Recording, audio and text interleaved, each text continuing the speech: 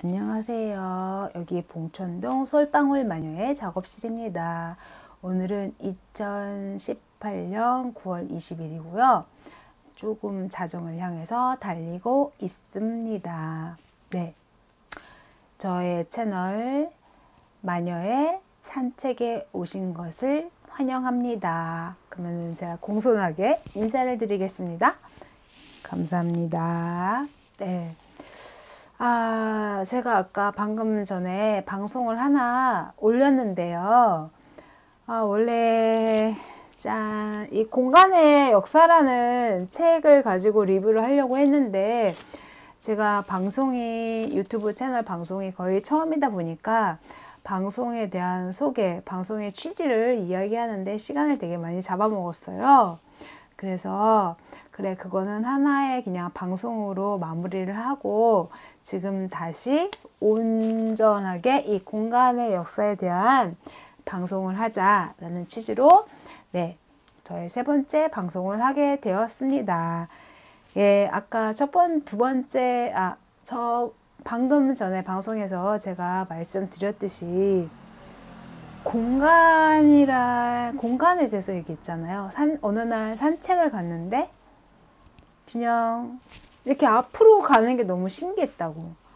그냥 앞으로 가고 때가 오나면 옆으로 가고 어떠한 벽돌이나 산이 있지 않은 이상은 저는 원하는 대로 아무 저항 없이 갈 수 있다는 게 너무 신기했어요. 그래서 도대체 공간이라는 게 뭐지?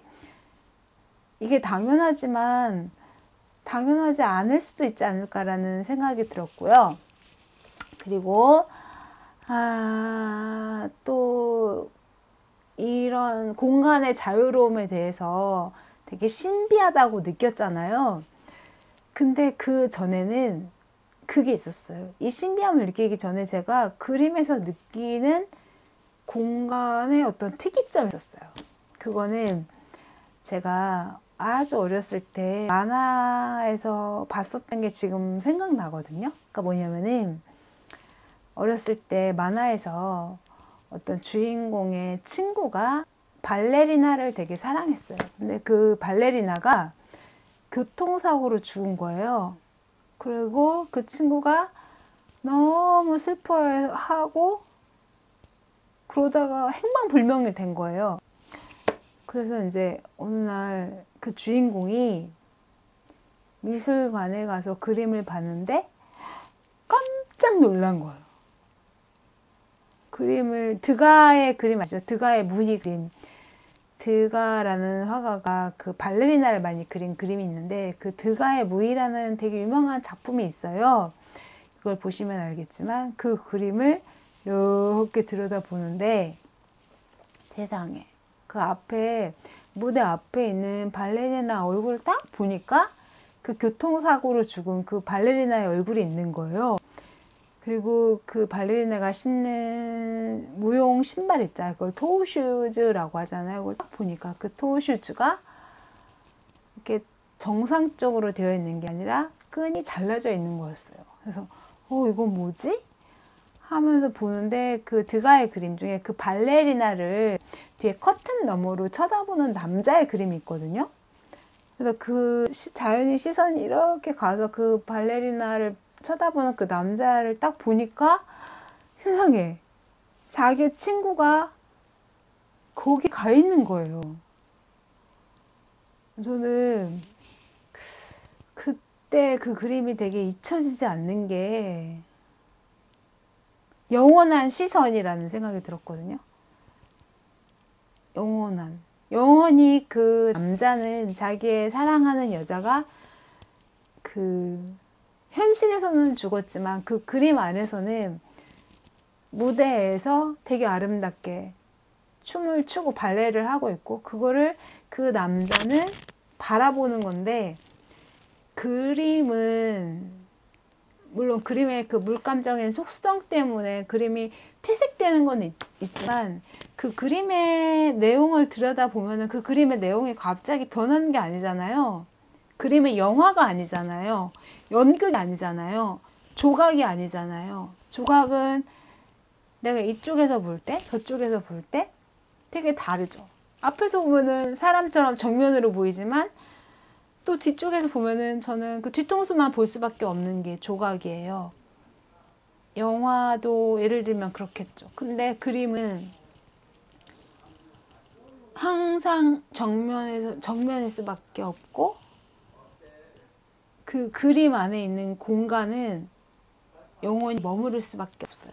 그래서 저는 그 그림 안에 있는 공간이라는 게 어떻게 과학적으로 증명될 수 있나라는 엉뚱한 상상을 좀 했어요. 예. 그냥 그런 생각을 하다가 어느 날 제가 자주 가는 광고 좀 하겠습니다. 서울대 입구역, 예, 2호선 서울대 입구역에서 내리시면은 흑서점이라는 헌책방이 있거든요. 네. 신림역에는 알라딘이 있지만 서울대 입구역에는 흑서점이 있습니다. 두 군데 다 애용을 하는데 저는 흑서점이 더 너무 좋더라고요. 일단 알라딘이라는 거는 프랜차이즈잖아요. 그리고 제가 만약에 작가가 진짜 돼서 데뷔를 한다고 하면은 알라딘이 너무너무 싫을 것 같아요. 내가 내 책을 사람들이 사서 보는 게 아니라 헌책으로 돌려서 본다면은 제가 뭐가 남겠어요. 작가도 먹고 살아야지. 그걸 너무 상업적으로 키우는 게 알라딘에서 내심 못마땅한 게 있어요. 그렇지만 서울대 입구역의 흑서점은 진짜 우리가 생각하는 그 오리지널 옛날 그 중고 서점인데 특이점이 있다고 한다면은 그 서점은 정말 양서로 가득 차 있습니다. 그리고 책값이 알라딘보다 반값이에요. 반값으로 싸고, 그리고 또 제가 한 달에 한두 번 정도 가면은 항상 회전율이 빨라가지고서 새로운 책들로 가득 차 있는 거예요. 네, 이상 또 제가 쓸데없는 것으로 방송을 했고요. 예, 이게 바로 뭐 유튜브 방송의 묘미겠죠. 예. 기존 방송이라면 정해진 시간이 있으니까 다 해야 할 말만 앵무새처럼 하겠지만 유튜브라는 거는 이런저런 얘기하고 돌고 돌아서 또 다시 자기가 하고 싶은 얘기를 하는 매력이 있는 거겠죠. 예, 서울대 입구역에 있는 흑서점. 네, 흑서점. 예, 마이크 떨어졌네요. 예, 정말 제가 사랑하는 서점입니다. 거기서 제가 이 책을, 공간의 역사란 책을 6,000원에 구입을 해가지고 샀는데요. 그러면은 제가 이 공간의 역사를 산 거에 대해서 얘기를 했잖아요. 예. 갑자기 공간이 너무 궁금해지고 그림의 공간이 궁금해져서 책을 샀는데, 그럼 얼추 제가 그래도 리뷰를 해드릴게요. 그러면은 먼저 읽는 거로 시작을 하겠습니다. 예. 제 1장. 예. 제 1장 보이시나요? 영혼 공간. 그러면은 이 영혼 공간이라는 게 지금의 현대인에게는 살짝 이렇게 시작하는 게 이상할 수도 있어요. 영혼 공간으로 왜 시작을 하지? 저도 처음에는 약간 당황스러웠거든요. 왜냐하면은 여기서 영혼 공간이라고 하면은 유럽의 중세 시대부터 시작을 하는데 우리는 이미 과학적으로 되게 지동설이 당연하다고 생각하는 시대에 살고 있잖아요. 엄청난 과학의 발전을 이루었고, 우리는 당연히 공간이 제가 아까 얘기했었던 것처럼 그냥 비어 있는 거고, 우리는 자유롭게 이동할 수 있는 거고, 심지어 그것도 아시잖아요. 빅뱅을 통해서 공간이 이루어졌다는 거. 근데 우리가 이렇게 당연하게 공간을 생각하듯이 중세 사람들도 당연히 공간을 생각하겠죠. 근데 그 차이가 있는 거예요. 그러니까 중세 시대에는 아직도 그리스 철학자 아리스토텔레스 많이 들어보시죠? 그리스 철학자 아리스토텔레스의 영향을 많이 받았대요.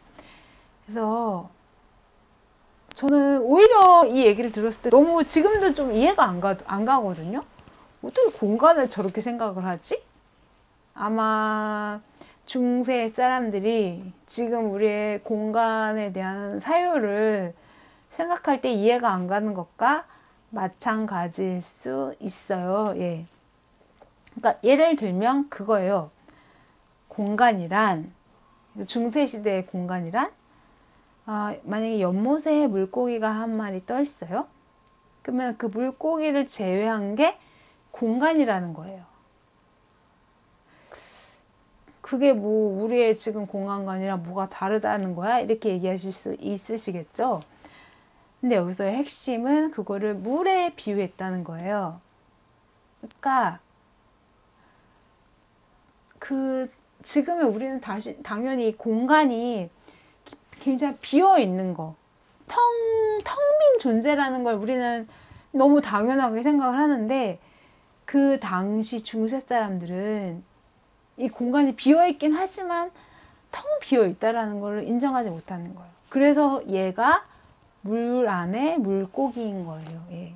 물은 텅 빈 게 아니잖아요. 어떤 채워져 있는 거잖아요. 그러니까 우리가 그러니까 그 당시에는 이 공간이 텅 비어 있다고 느끼지만 어떤 물 같은 존재로 가득 차 있다라고 생각을 한 거예요. 중세 시대에는. 근데 지금 현대인은 그렇지 않죠. 정말 텅텅텅텅 비어 있다라고 생각을 하는 거죠. 예. 제가 방송하니까 더 이해가 되네요.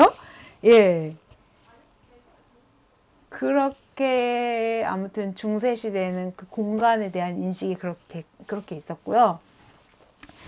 그 다음에 방금 지금 이 영혼 공간이라고 얘기를 했잖아요. 저는 그냥 이 공간의 물질적인 속성에 대해서만 생각을 하고 이 책을 구입을 했는데, 이 책을 떡하니 펼치니까 그 얘기를 하더라고요. 우리가 그 얘기 하잖아요. 누군가 죽으면은 하늘나라로 갔어 이렇게 얘기하잖아요. 그럼 하늘을 탁 쳐다봐요. 하늘에 구름이 있고 저 구름 뒤에는 대기권이 있고 대기권 뒤에는 우주가 있고 대기권 뒤에는 우주가 있고 달이 있고 뭐 태양이 있고 태양권 뒤에는 뭐가 있겠죠. 예.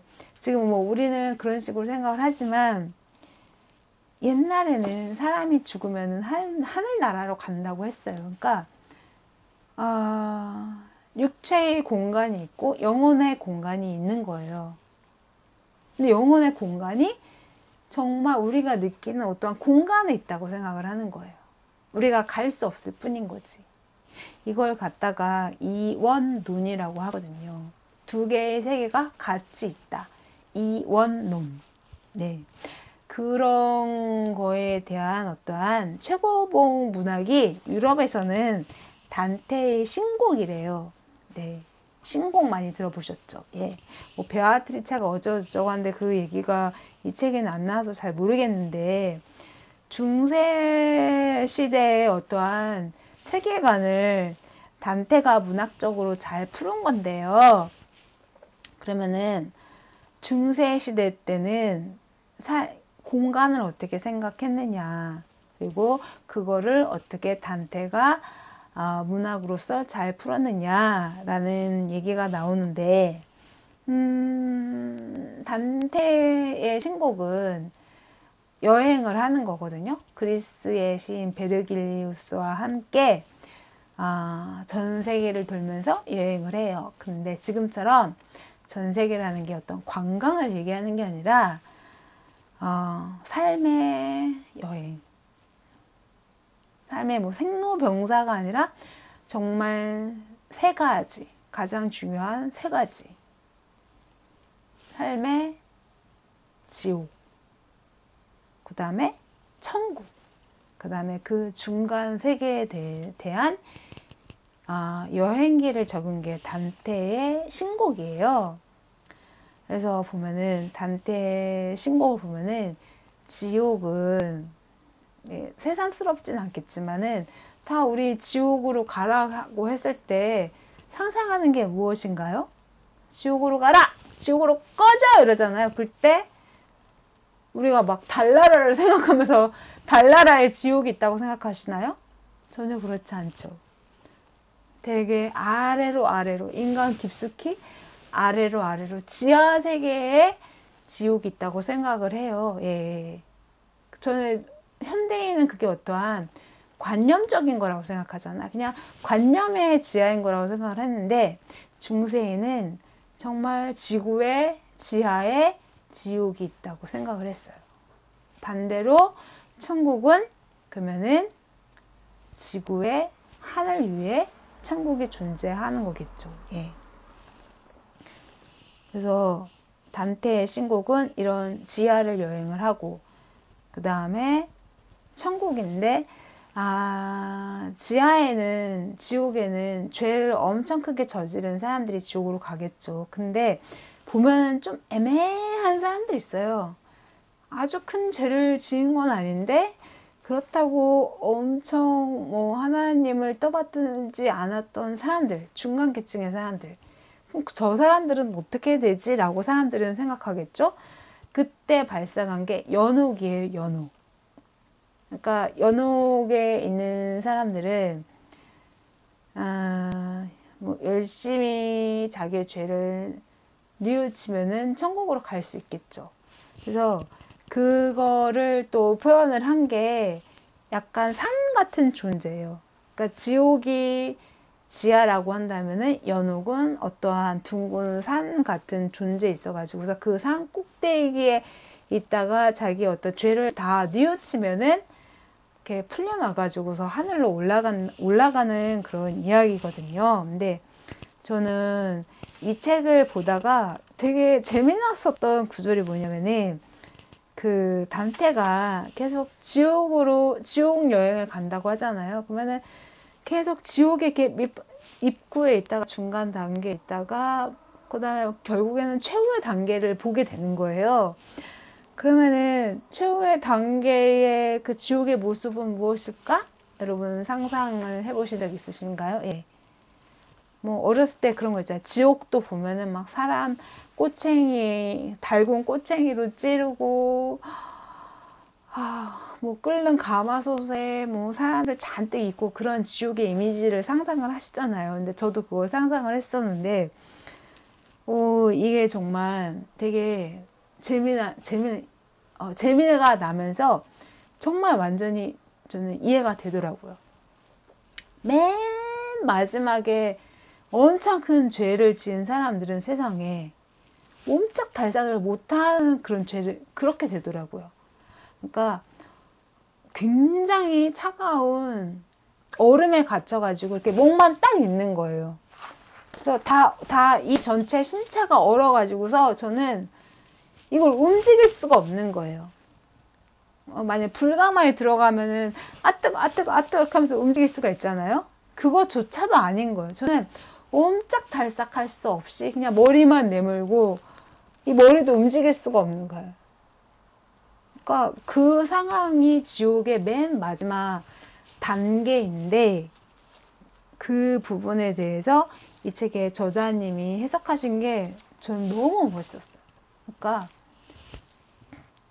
중력이라는 얘기를 하잖아요. 그러니까 과학적인 용어로 중력인데 단테 시대는 아직 과학보다는 종교의 힘이 되게 컸었잖아요. 그러니까 그 당시에 중력은 죄인 거예요. 죄. 우리 그런 거 있잖아요. 죄책감이 들는 사람이 되게 주눅든다고 하잖아요. 그럼 주눅든다는 거를 만약에 우리가 표현한다고 하면은 만약에 공이 있어요. 이 공이 주눅든다라고 표현을 한다고 하면은 공이 뭐 까맣게 변화하거나 아니면 공이 뭐 이렇게 통통 튀어가는 게 아니잖아요. 공이 만약에 주눅든다라고 표현하면 공은 최대한 짜부러질 수 있을 만큼 짜부러드는 게 주눅든다는 거의 표현이겠죠. 예. 그런 것처럼 단테의 신곡에서 최하 지하에 있는 사람들 중에 가장 큰 죄를 지은 사람들은 중력의 가장 큰 위력이 발휘가 돼가지고서 꼼짝 오락달싹할 수 없는 상태에 이르는 최고의 형벌을 받게 되더라고요. 예. 이거 1분 안에 제가 이거 얘기하려고 했는데 생각보다 또 길게 되었네요. 예. 이게 이제 단테의 신곡 중세의 세계관이었어요. 세계관이자 공간관. 그러니까 이 세상에 공간이 있으면은 아까 제가 하늘나라 얘기했잖아요. 그러니까 사람이 살아갈 때 있는 세상이 있고 사람이 죽으면 영혼이 가서 사는 세상이 있다. 근데 그러면 그 세상은 어디 있느냐? 하늘나라, 하늘 저 너머에 있다. 그거를 최고천이라고 단테에서 얘기를 했어요. 예. 근데 그러다가 단테 시대가 지나고 중세 이제 르네상스 시대가 됐잖아요. 근데 정말 제가 여기서 놀라웠었던 게 제가 여기까지만 딱 읽고 저는 그림 그리는 사람이니까 뭐야 이거 내가 원하던 그림의 공간의 얘기는 없나?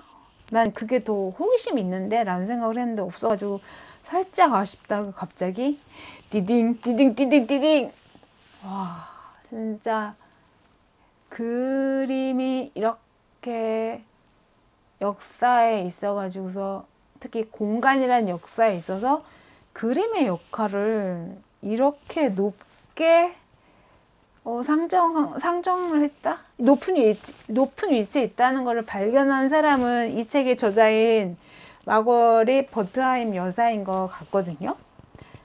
그러면은 제가 여기까지만 방송을 하고 오늘 2부 방송을 마치도록 하겠습니다. 왜냐면은 또 너무 길어지네요. 네. 그래서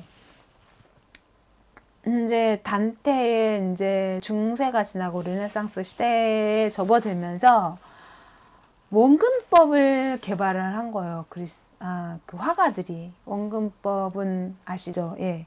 가까이 있는 거는 크고 뒤에 있는 거는 멀다.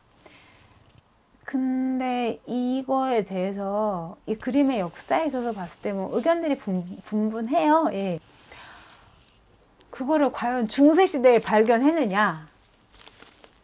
원래 사람들이 알고 있었지만 그거를 사용하지 않았다라는 소리 되게 크기는 합니다. 예.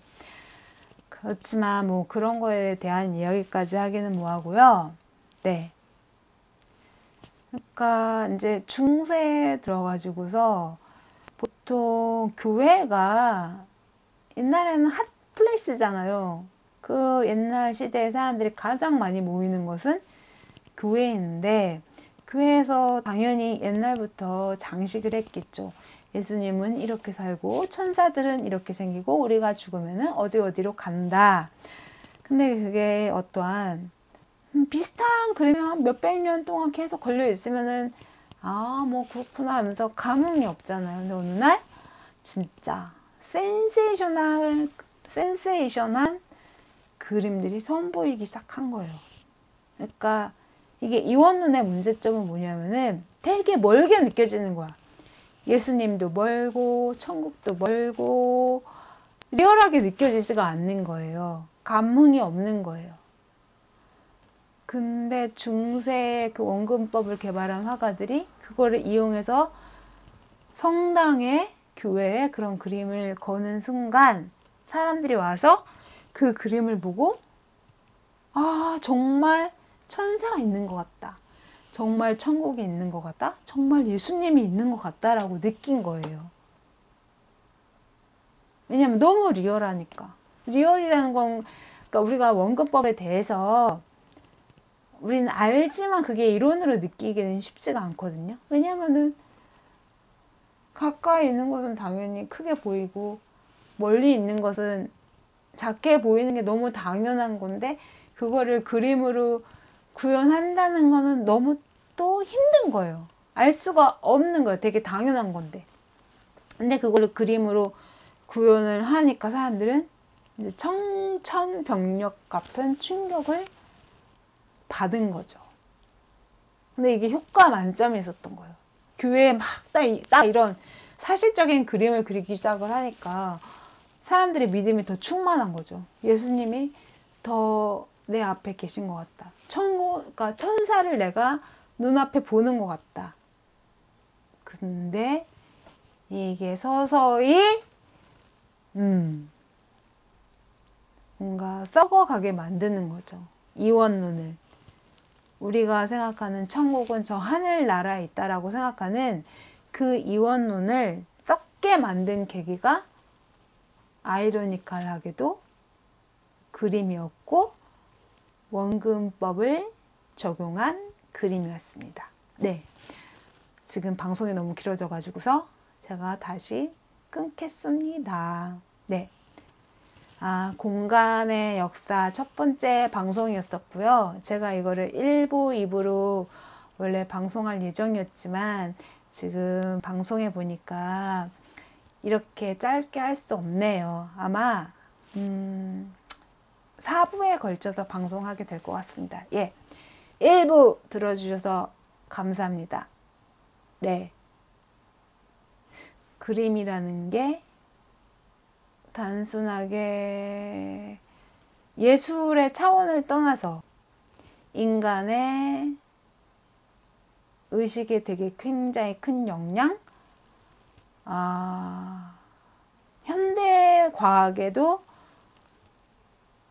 굉장히 이 그림에 특히 원근법에 영향을 미쳤다는 것들을 주장하고 싶습니다. 그래서 뭔가 그림 그리는 사람으로서 어깨가 좀 으쓱해지네요. 예, 방송 들어주셔서 감사합니다.